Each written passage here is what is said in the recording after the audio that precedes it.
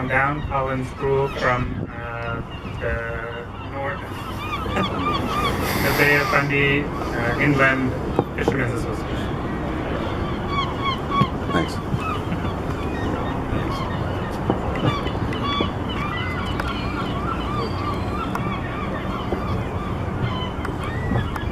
These waters have supported generations of my family and all the members of my association for more than 400 years, and tens of thousands of years for the First Nations communities who we share these waters with.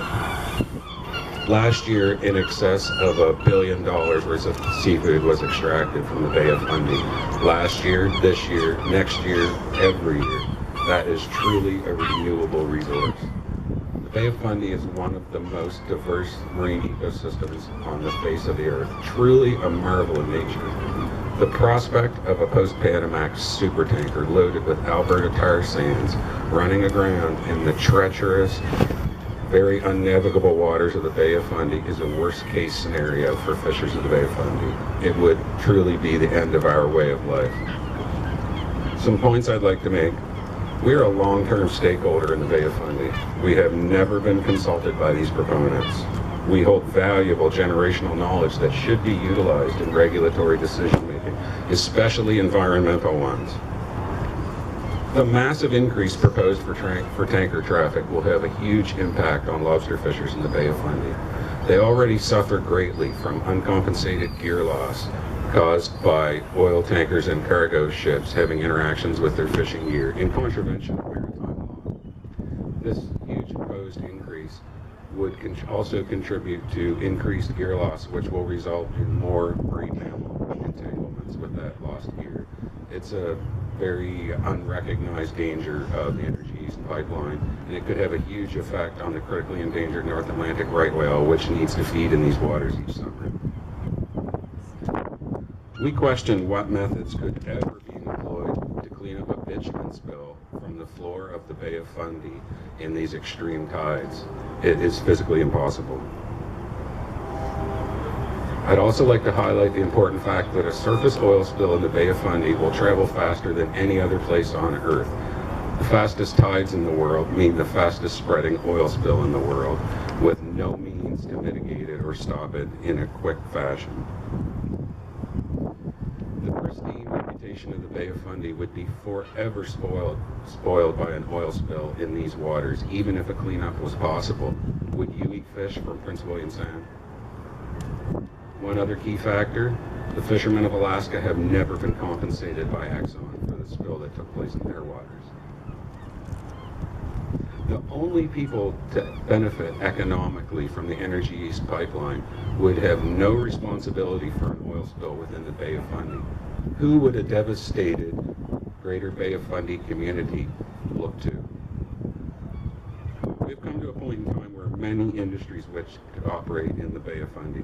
This industrialization of the bay cannot be undertaken with zero regard for the life that lives within it. The members of the Bay of Fundy Inshore Fishermen's Association see ourselves as stewards of the seas that we spend our lives on. We know how many whales are in the traffic lanes and the approaches to St. John Harbor. We know the damage that could be done.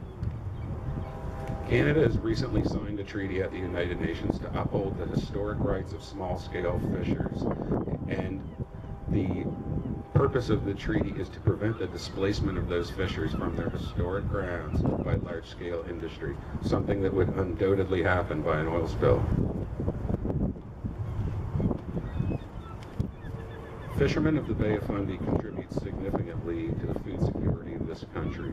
The Energy East pipeline would undoubtedly endanger the food security of this country and undoubtedly endanger a $2 billion industry that takes place in these waters and already employs tens of thousands of Atlantic Canadians. This city has been dominated by the oil industry for decades. What has it done for St. John? What could more oil do for this city to help it? Obviously, the emphasis on the petroleum industry in this city has not led to the economic benefits that were hoped for by the government of New Brunswick. And the government and the citizens of this province and Canada as a whole need to seriously stop and think about weighing those economic benefits against the potential dangers that this pipeline would propose. Thank you very much.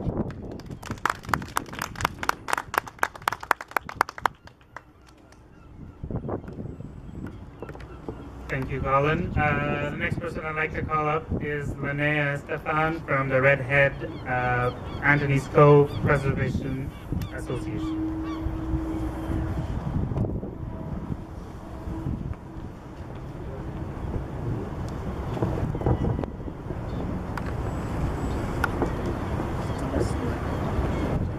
Hi there, I'm here to represent the citizens that live in the area of Redhead and St. John. We're the end terminus of where Energy East would be. Across the street would be 22 tanks storing 13.2 million barrels of bitumen. The thought of this is terrifying and devastating for our community. We believe that it is not safe in our backyards, and it's not safe in anyone's backyards. We are people that love our community, we love our beaches and the beautiful nature. We have people who are fishermen, they fish right off the area of respect, and it's a prime location for lobster fishermen. This project does not have our social license, and never will have it. Opposition is growing everywhere along this pipe route. We believe that Canada needs to move to 100% renewable economy by 2050. So we are here in solidarity with all of these groups today to say no to Energy East. Thank you.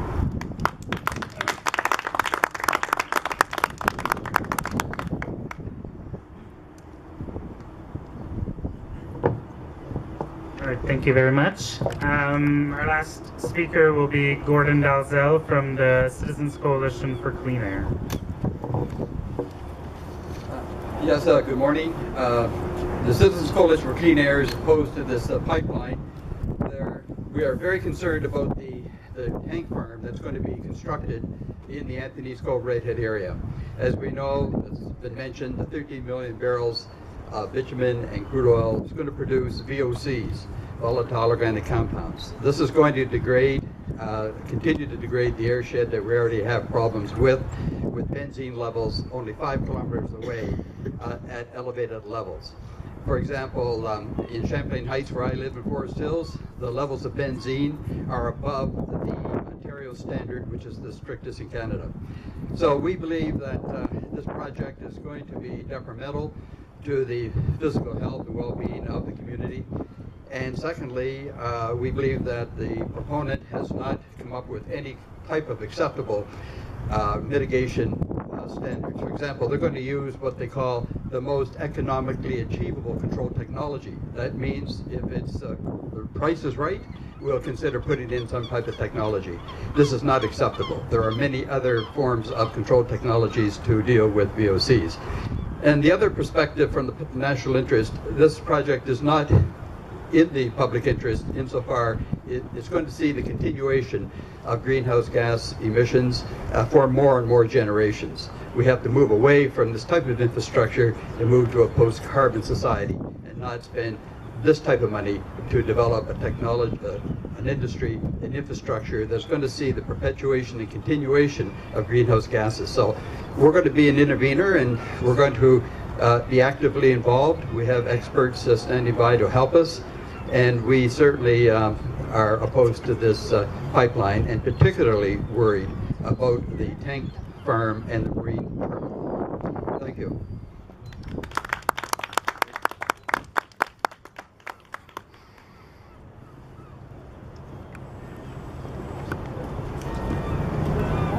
All right, that concludes the press conference for this morning. Thank you. Sorry. Questions? Anyone have any questions or comments?